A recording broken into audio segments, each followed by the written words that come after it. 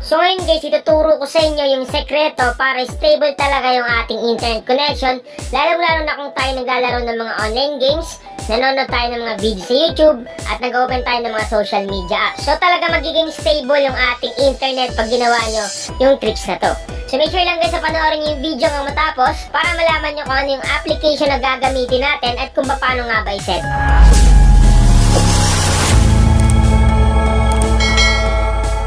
So, una natin gagawin, kailangan natin pumunta sa Play Store para ma-download natin yung application. So, click lang natin itong Play Store. Once na maklik na natin yung Play Store, pumunta naman tayo sa search bar or search engine sa taas. Click lang natin. Then, i-type natin dito yung pangalan ng application. So, i-type natin yung Force LTE Only. Yan guys, yung i-type natin, uulitin ko, Force LTE Only. Once na matype mo na yan, search lang natin.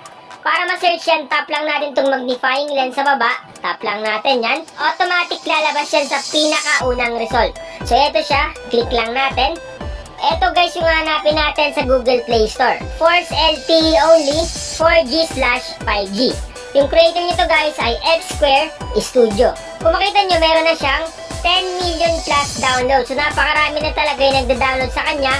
At kung makikita nyo yung ratings niya, meron na siyang 4.4 ratings and stars. So, ibig sabihin lang talaga, legit na legit yung application kasi marami nagre-rate sa kanya. At kung magbabasa naman kayo ng mga comments and reviews, halos puro positive comments yung mababasa nyo.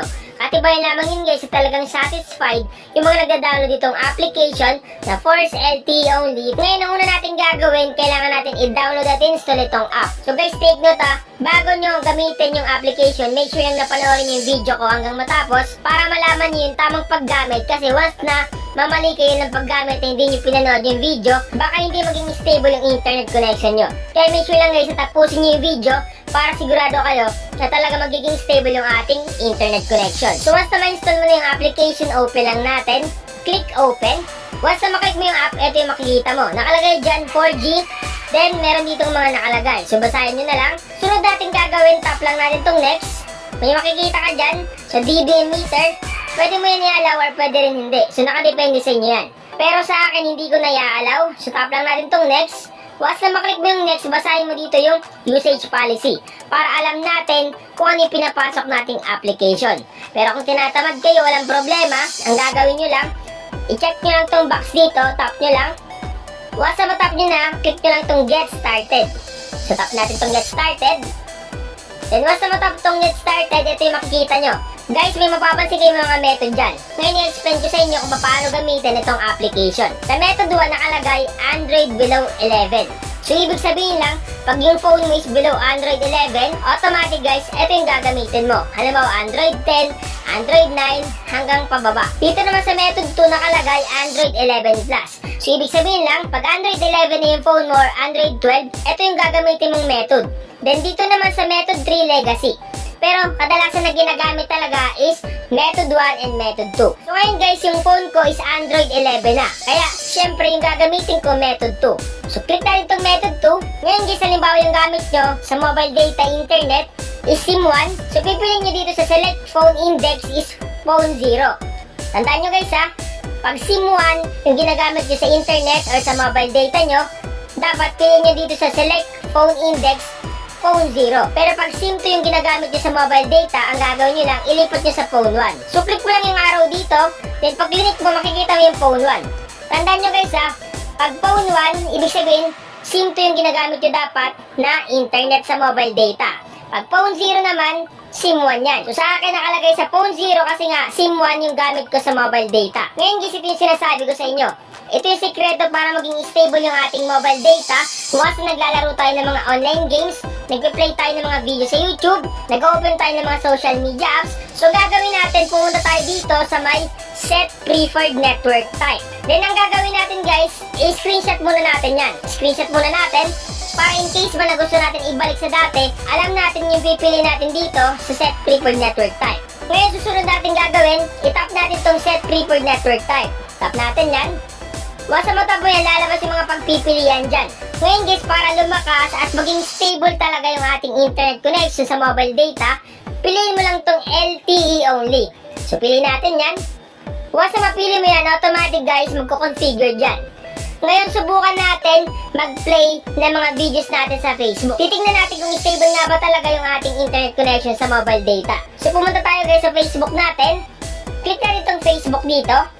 Then, tingnan natin dito sa aking FB page. Titingnan natin kung mabilis nga ba mag-loading yung mga videos. Kasi alam nyo naman na pag malakas talaga yung signal at stable, once na mag-swipe ka lang, automatic, mabilis mag-play yung mga videos natin. So, subukan natin guys ha. Tingnan nyo ha. Subukan natin, swipe natin. Kung makita nyo guys, nag-loading ka agad. Kasi nga, stable na yung ating internet connection. So, ganun guys, kalupit, kabangis itong ating tricks. So, napakalupit talaga nitong LTE only. Pero syempre, hindi mawawala ng disadvantage. So, yung disadvantage naman nito guys, hindi kayo pwede tawagan or i-text kasi nga, naka-activate lang is LTE only. Which is pang internet lang or mobile data. Hindi kayo matetext, hindi kayo matatawagan, hindi kayo makaka-receive ng mga calls. Kasi nga, LTE only yung naka-activate. Ngayon, tinuro ko lang to para maging stable talaga yung mga internet connection na gumagamit using mobile data sa mga naglalaro, mga online gamers. Kailangan talaga na naka-LTE only para stable yung paglalaro nila. At doon naman sa mga nanonood sa video sa YouTube, sa mga Facebook users, at sa mga other social media apps, napakatindi talaga pag LTE only kasi nga stable talaga at malakas yung ating internet. Guys, paalala, hindi lahat ng phone is gagana to. May mga cellphone kasi na hindi pinapakita yung ganitong phone info. Pero mas maganda na subukan nyo at malay nyo gumana sa inyo. Mas maganda guys, na i-try natin. At take note lang guys ha, dapat kung ano yung sinabi ko ditong gawin, yun lang yung gagawin nyo or pipindutin nyo. Wala kayong gagawin na iba dito kasi nga, baka lalong humina at hindi maging stable yung internet nyo. Ngayon naman, halimbawa gusto nyo na ibalik sa dati kasi nga, syempre, hindi naman pwede na hindi kayo pwede tawagan or hindi kayo pwede makareceive ng calls. Ang gagawin nyo lang guys, piliin nyo ulit yung kanina, yung default na nakalagay dito. So, ang gagawin lang natin, di ba may screenshot tayo kanina, tandaan nyo yun at piliin nyo yun dito sa may set preferred network type. So, click lang natin to. Then, hanapin natin dito yung default na network type. Hanapin natin yung GSM, WCDMA, LTE, PRL. So, ito yung default niya na network type. So, click lang natin at automatic. Sana nakatulong ang vlog ngayon. Once again, this is Mindtricks TV. Thank you and God bless Kung all. nakatulong ang video na ito sa iyo, please subscribe and click ang notification bell para updated ka sa ating mga bagong tutorial.